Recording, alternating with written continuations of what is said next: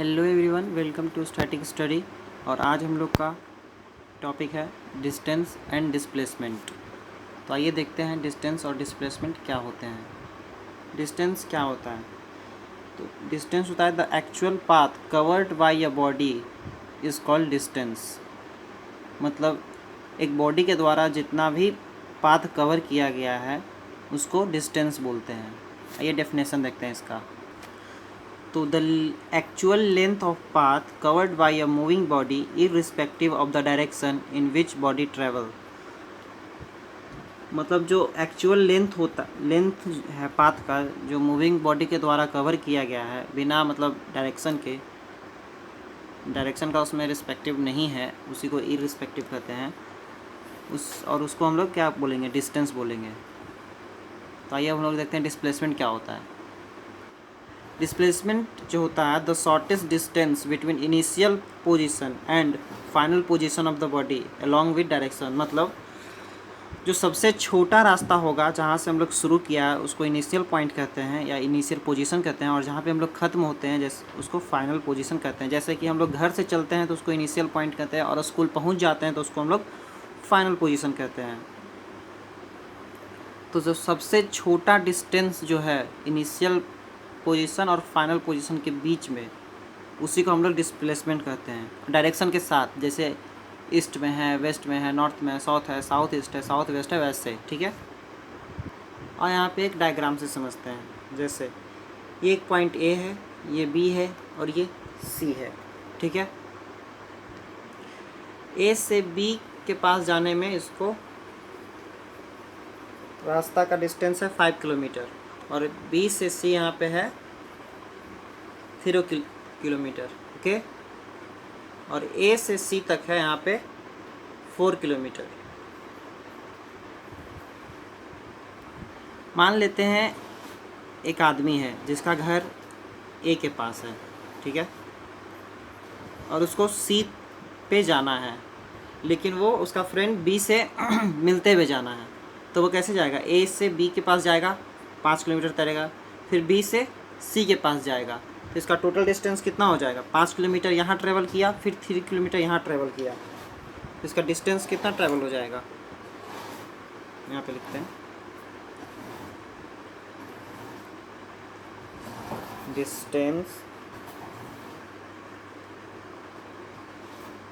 Travelled 5 kilometre plus 3 kilometre equal to 8 kilometre. यहाँ पे आ गया, डॉटेड लाइन से डिस्टेंस शो किया हूँ।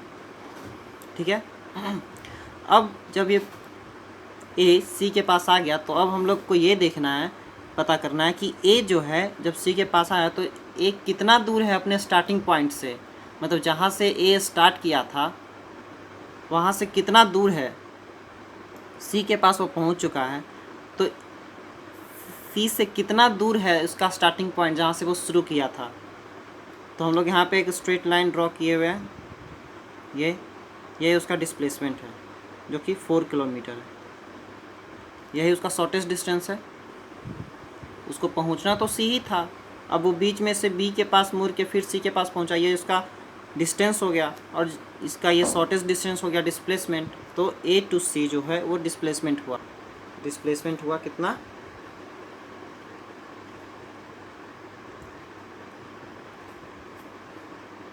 4 किलोमीटर, क्योंकि यही शॉर्टेस्ट डिस्टेंस है टुवार्ड कौन सा डायरेक्शन? ईस्ट हो जाएगा, ईस्ट। तो अब हम लोग जानते हैं कि स्केलर क्वांटिटीज़ क्या होते हैं और वेक्टर क्वांटिटीज़ क्या होते हैं और क्वांटिटीज़ क्या होते हैं। ठीक है। तो quantities like distance and displacement are known as physical quantities. मतलब जो क्वांटिटीज़ जैसे कि डिस्टेंस हो गया, डिस्प्लेसमेंट हो गया, स्पीड हो गया, वेलोसिटी हो गया, ये सब हम लोग को फिजिकल क्वांटिटीज़ में आता है। ठीक है। और magnitude of physical quantities means size of the physical quantities. अगर कोई बोला कि ये फिजिकल क्वांटिटीज़ का इतना मैग्नीट्यूड है, तो उसका मतलब क्या हो जाएगा? Size of the physical quantities. अब हम लोग जानेंगे स्केलर क्वांटिटी क्या होता है। A physical quantity having only magnitude और size is known as a scalar quantity, और a scalar quantity has no direction. मतलब वो क्वांटिटी जिसमें कि सिर्फ और सिर्फ मैग्नीट्यूड हो, डायरेक्शन नहीं हो, जैसे कि हमारा डिस्टेंस हो गया, स्पीड हो गया, ये सब में बस मैग्नीट्यूड होता है, डायरेक्शन नहीं होता। अगर डायरेक्शन उसमें आ गया तब वो वेक्टर क्वांटिटीज होगा। आगे बता दूंगा वेक्टर क्या होगा। जैसे कि डिस्प्लेसमेंट में अभी हमने देखा कि यहाँ पे 4 किलोमीटर टुवार्ड ईस्ट, तो टुवार्ड्स ईस्ट क्या हुआ, ये हमारा डायरेक्शन आ गया। तो डायरेक्शन तो स्केलर क्वांटिटीज़ में आता नहीं है, क्योंकि यहाँ पे लिखा हुआ है scalar quantity has no direction, और यहाँ पे डिस्प्लेसमेंट में डायरेक्शन आ जाता है, और डिस्टेंस में बस उसका मैग्नीट्यूड आता है 8 किलोमीटर। ठीक है, जैसे यहाँ पे बस उसका यहाँ पे मैग्नीट्यूड आया है, ओके, डायरेक्शन यहाँ पे कुछ नहीं है, तो यह हमारा स्केलर क्वांटिटी हो गया। और जैसे कि यहाँ पे डिस्प्लेसमेंट है, यहाँ पे मैग्नीट्यूड के साथ साथ ये डायरेक्शन भी आ गया है, तो इसको हम लोग वेक्टर क्वांटिटी कहेंगे। वेक्टर क्वांटिटी वो होता है जैसे जिसमें कि मैग्नीट्यूड भी हो और डायरेक्शन भी हो, उसमें बताया गया हो, तो उसको वेक्टर क्वांटिटी कहते हैं। उसका भी डिफिनेशन नोट डाउन कर लो। हाँ, देखिए इसका वेक्टर क्वांटिटी क्या होता है। A physical quantity having magnitude as well as direction is known as vector quantity. Example हो जाएगा आपका डिस्प्लेसमेंट और वेलोसिटी। मतलब क्या हुआ, इसका मतलब ये हुआ कि वैसा क्वांटिटी जिसके पास डायरेक्शन भी हो और मैग्नीट्यूड भी हो।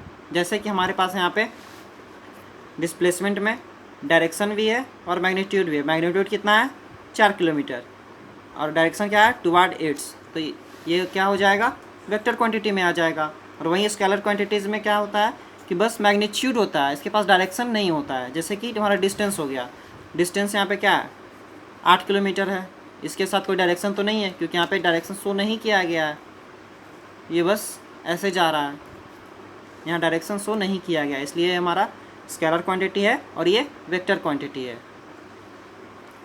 आगे हम लोग यहाँ पे देखेंगे कि डिस्टेंस ज़ीरो क्यों नहीं होता है और डिस्प्लेसमेंट ज़ीरो क्यों होता है। मतलब डिस्टेंस कभी ज़ीरो नहीं होता है और डिस्प्लेसमेंट ज़ीरो हो जाता है। तो देखिए कैसे होता है। तो गाइज यहाँ पे है, the distance travelled by moving body can not be zero, but the final displacement of a moving body can be zero. क्यों डिस्टेंस हमारा ज़ीरो नहीं होता है तो डिस्प्लेसमेंट ज़ीरो क्यों हो जाता है, क्योंकि अगर कोई पर्सन है, उसका इनिशियल पॉइंट या स्टार्टिंग पॉइंट जहाँ से वो चला है और वापस से चल के वहीं पे आ जाता है, तो हमारा पे वहाँ पे डिस्प्लेसमेंट ज़ीरो हो जाता है। क्योंकि जहाँ से वो शुरू किया और वापस वहीं पे आ जाएगा तो हमारा डिस्प्लेसमेंट ज़ीरो हो जाएगा। लेकिन डिस्टेंस ज़ीरो नहीं होगा, डिस्टेंस ज़ीरो नहीं होगा, डिस्टेंस वही होगा जितना वो घूमा है वो डिस्टेंस होगा हम लोग का। लेकिन वापस जहाँ पे वो शुरुआत किया वहीं पे आ गया तो वो हमारा डिस्प्लेसमेंट ज़ीरो हो जाएगा। ठीक है, आइए हमको लोग डायग्राम से समझते हैं। जैसे गाइस ये ए है, ये बी है और ये सी है। ठीक है, ये पहले ए इधर गया, एरो से डिनोट कर देता हूँ, फिर यहाँ से यहाँ गया और फिर यहाँ से वापस ए पे आ गया। ठीक है, तो यहाँ से यहाँ वो 5 किलोमीटर का डिस्टेंस तय किया और बी से सी 3 किलोमीटर का डिस्टेंस तय किया। ठीक है, और फिर सी से ए यहाँ पे 4 किलोमीटर का। ठीक है, तो यहाँ पे हम लोग का डिस्टेंस कितना हो जाएगा, डिस्टेंस कितना हो जाएगा, 5 kilometre plus 3 kilometre plus 4 kilometre equal to कितना, 12 किलोमीटर। बट और डिस्प्लेसमेंट क्या होगा,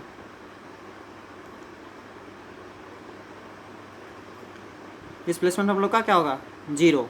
क्यों, क्योंकि यहाँ पे जहाँ से वो शुरू किया, जैसे कि एरो यहाँ गया, फिर यहाँ गया और फिर वापस यहीं आ गया, तो यहाँ पे डिस्प्लेसमेंट हम लोग का ज़ीरो हो जाता है। ये रूल है, इसका हम लोग दिखा देता हूँ और लिखवा भी देता हूँ, पर पहले उससे पहले एक और डायग्राम समझ लीजिए। जैसे कि यहाँ पे एक सर्कल दिया हुआ है। ठीक है, यहाँ पे एक स्टार्टिंग पॉइंट ये है हमारा ए। ठीक है, कोई बॉडी है, ये बॉडी है और यहाँ से वो चल करके, ठीक है, वापस ए पे आ जाता है। तो हम लोग को बताना है क्या डिस्प्लेसमेंट कितना होगा और डिस्टेंस कितना होगा। ठीक है, इसका जो डिस्टेंस होगा गाइज, जो ये ए ट्रैवल करेगा ए से ए तक, ये बॉडी मतलब ए से यहाँ स्टार्टिंग से लेकर के यहाँ पे डिस्टेंस जो होगा वो 2πr होगा। क्यों? क्योंकि सर्कल का जो सर्कमफ्रेंस जो होता है, ये सरफेस एरिया भी कह सकते हैं इसको, कितना होता है 2πr होता है। तो यहाँ पे डिस्टेंस ही ना हुआ, यहाँ से जो यहाँ तक गया वो डिस्टेंस हुआ, तो इसका एक राउंड लगाया तो इसका कितना होगा एक सर्कल का 2πr। अब देखते हैं डिस्प्लेसमेंट कितना होगा। डिस्प्लेसमेंट जो होगा 0 होगा। क्यों? क्योंकि जहाँ से वो शुरू किया वापस से वहीं पे आ गया, तो यहाँ पे डिस्प्लेसमेंट कितना हो जाएगा 0। अगर ये यहाँ पे जाके कहीं पे रुक जाता और तब हम लोग का डिस्प्लेसमेंट पूछता, तब यहाँ पे जो शॉर्टेस्ट डिस्टेंस होता उसका वो डिस्प्लेसमेंट हो जाता। अगर कम से कम यहाँ पे भी रुक जाता तो यहाँ से यहाँ तक का जो शॉर्टेस्ट डिस्टेंस होता वो डिस्प्लेसमेंट हो जाता, पर रुका नहीं, वापस यहीं पे आके रुक जा रहा है, तो इसका जो शॉर्टेस्ट डिस्टेंस तो बनेगा ही नहीं, क्योंकि यहाँ पे 0 हो जाएगा, क्योंकि इसका थ्योरी है। तो यहाँ पे डिस्प्लेसमेंट कितना हो जाएगा 0। सो गाइज मैंने बता दिया कि कैसे यहाँ पे डिस्प्लेसमेंट 0 आता है, और उसका मतलब थ्योरी में भी लिखवा चुका हूँ। अगर स्कूल एग्ज़ाम में कभी भी पूछ लिया गया कि वाई डिस्प्लेसमेंट इज 0, तो आप लोग ये आंसर लिखोगे तो बिल्कुल सही होगा, और इसमें टीचर आप लोग का मार्क्स भी नहीं काटेंगे। So take a screenshot. और ये लास्ट वन हम लोग का है, difference between distance and displacement. ये भी सवाल पूछा जाता है। तो पहला तो डिफिनेशन ही हो जाएगा, the actual distance covered by a body is called distance, और the shortest distance covered by a body is called displacement. It is a scalar quantity and it is a vector quantity. It can be zero, it can be zero, sorry it can not be zero but it can be zero.